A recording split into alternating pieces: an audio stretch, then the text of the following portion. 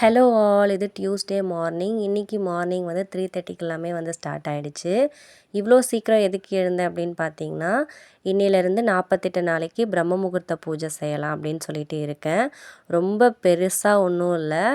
Morning சீக்கிரமாகவே எழுந்து பிரம்ம முகூர்த்தத்தில் விளக்கு ஏற்றலாம் டெய்லியுமே அப்படின்னு சொல்லிட்டு தான் வந்து ஸ்டார்ட் பண்ணியிருக்கேன். 48 நாள் தொடர்ந்து செஞ்சால் ரொம்ப நல்லது. ஸோ அதனால் 48 நாள் வந்து கணக்கு பண்ணியிருக்கேன். இன்றைக்கி டியூஸ்டே, முருகருக்கு ரொம்ப உகந்த நாள். எப்போவுமே டியூஸ்டேனாலே எனக்கு ரொம்ப ஸ்பெஷல் தான். ஸோ அதனால் டியூஸ்டே அன்றைக்கி ஸ்டார்ட் பண்ணியிருக்கேன். 3:30க்கு எழுந்து ஃபஸ்ட்டு தலைக்கு குளிச்சுட்டு வந்துட்டு அதுக்கப்புறமா தான் கிச்சனுக்குள்ளே வந்தேன். கிச்சன் ஜன்னல் திறந்து விட்டுட்டு அதுக்கப்புறமா தான் மெயின் டோர் வந்து ஓப்பன் பண்ணேன். ஓப்பன் பண்ணும்போதே வந்து ஒரு பூனை 2 பூனைக்குட்டியுமே பார்த்துட்டு தான் வந்து கதவே ஓப்பன் பண்ணேன். ஒரு பூனை வந்து இங்கே குட்டி போட்டிருக்கு. அங்கே வாசல் கிட்டவே தான் இருக்குது.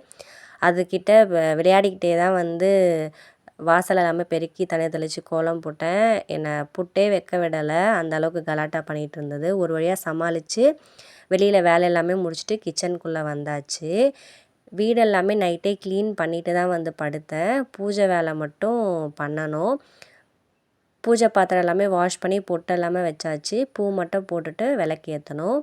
இன்றைக்கி பிரசாதம் வந்து ஃபஸ்ட்டு டே அப்படின்றதுனால கேசரி செஞ்சு வைக்கலாம் அப்படின்னு சொல்லிட்டு தான் ரெடி பண்ணிகிட்ருக்கேன்.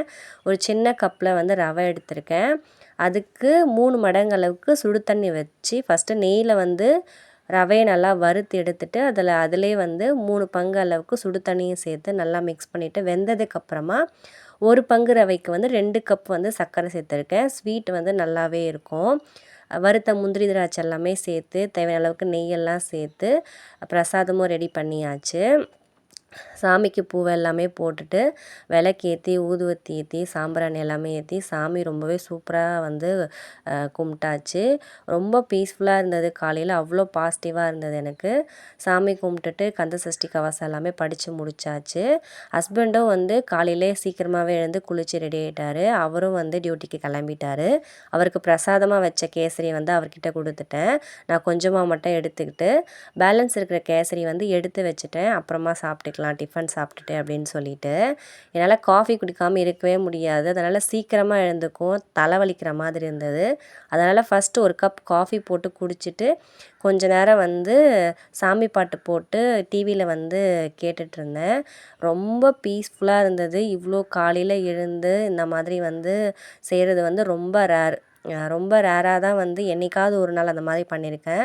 இனிமேல் டெய்லியும் பண்ணலாம் அப்படின்னு சொல்லிட்டு தான் வந்து ஸ்டார்ட் பண்ணியிருக்கேன். கண்டிப்பாக 48 நாள் நல்லபடியாக வந்து விளக்கேற்றணும். காஃபி குடிச்சிட்டு கொஞ்ச நேரம் ரிலாக்ஸ் பண்ணதுக்கப்புறமா தான் வந்து கிச்சனுக்குள்ளே வந்தேன். பசங்களுக்கு டிஃபன் அண்ட் லன்ச் வந்து ரெடி பண்ணணும்.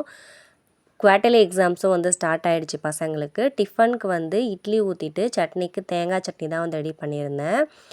தேங்காய் வந்து சின்ன சின்ன பீஸாக கட் பண்ணி எடுத்துகிட்டு உளுத்தம்பருப்பு, கடலைப்பருப்பு, காஞ்ச மிளகாய், பூண்டு, புளி இதெல்லாமே நல்லா வதக்கி அரைச்சி தாளிச்சிட்டோம் அப்படின்னா சட்னி ரெடி. கெட்டியாக அரைச்சோம் அப்படின்னா வந்து சாதத்தில் போட்டு பிசைஞ்சு வந்து சாப்பிடலாம். தொகையல் மாதிரி சூப்பராக இருக்கும். அம்மா வந்து செய்வாங்க. டேஸ்ட் ரொம்பவே நல்லாயிருக்கும். இட்லிக்கு வந்து சைட் டிஷ்ஷாக வந்து ரொம்ப நல்லா இருந்தது. தேங்காய் நிறைய இருந்ததுனால வந்து அந்த சட்னி வந்து இன்றைக்கி செஞ்சுருந்தேன். மதிய லஞ்சுக்கு வந்து புளி சாதம் செஞ்சுட்டு அதுக்கு சைட் டிஷ்ஷாக வந்து உருளைக்கிழங்கு ஃப்ரை தான் வந்து செஞ்சுருந்தேன். உருளைக்கிழங்கு ரொம்ப சின்னதாக இருந்ததுனால வேக வச்சு தோலை உரிச்சிட்டு குட்டி குட்டியாக கட் பண்ணிவிட்டு மசாலாலாம் போட்டு நல்லா ரோஸ்ட் பண்ணி எடுத்து வச்சுட்டேன். புளி சாதத்துக்கு நல்ல சைட் டிஷ் இது, ரொம்ப நல்லாயிருக்கும். டிஃபன் லஞ்ச் எல்லாமே எடுத்து வச்சாச்சு. பசங்களும் ரெடி ஆகிட்டு டிஃபன் சாப்பிட்டுட்டு ஸ்கூலுக்கும் வந்து கிளம்பிட்டாங்க. லன்ச்சு ஸ்நாக்ஸ் எல்லாமே பேக் பண்ணிவிட்டு பசங்களை கூட்டிகிட்டு போய் வந்து ஸ்கூல்லேயும் விட்டுட்டு வந்தாச்சு. பசங்களுக்கு வந்து குவார்ட்டர்லி எக்ஸாம்ஸ் வந்து ஸ்டார்ட் ஆகிடுச்சு. இப்போ போயிட்டுருக்கு ஆல்ரெடி.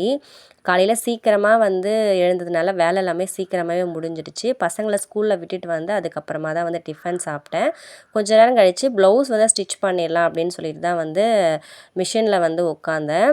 இந்த ப்ளவுஸ் வந்து ஆல்ரெடி வந்து காமிச்சிருப்பேன் வீடியோவில். கட் பண்ணி மட்டும் எடுத்து வச்சுருந்தேன். இன்றைக்கி ஸ்டிச் பண்ணி எடுத்து வச்சிடலாம் அப்படின்னு சொல்லிட்டு தான் வந்து ஸ்டிச் பண்ணிகிட்ருக்கேன். ரொம்ப சிம்பிளாக தான் கேட்டாங்க. லேஸ்லாம் இல்லாமல் வெறும் நாட் மட்டும் வச்சு கொடுங்க அப்படின்னு சொல்லி கேட்டாங்க. அதே மாதிரி ஸ்டிச் பண்ணி எடுத்து வச்சாச்சு. இன்னும் ப்ளவுஸ்க்கு வந்து கொக்கி மட்டும் கட்டணும். கொக்கி மட்டும் கட்டி கொடுத்துருவேன் ஈவினிங் வந்து அவங்கக்கிட்ட. பிரம்ம முகூர்த்த பூஜை வந்து ரொம்ப நாளாகவே செய்யணும்னு சொல்லி நினச்சிட்டே இருந்தேன். என்னவோ தெரியல செய்யவே முடியல. பட் அதுக்கான டைம் இப்போ தான் வந்திருக்கு அப்படின்னு நினைக்கிறேன். இன்றைக்கி நல்லபடியாக ஸ்டார்ட் பண்ணியாச்சு. அதே மாதிரி 48 நாள் எந்த ஒரு தடங்களும் இல்லாமல் நல்லபடியாக செய்யணும். கண்டிப்பாக இந்த வீடியோ உங்களுக்கு பிடிச்சிருக்கும் அப்படின்னு சொல்லி நினைக்கிறேன். பிடிச்சிருந்ததுன்னா கண்டிப்பாக லைக் பண்ணிட்டு சேனலை சப்ஸ்கிரைப் பண்ணி வச்சுக்கோங்க. தேங்க்ஸ் ஃபார் வாட்சிங்.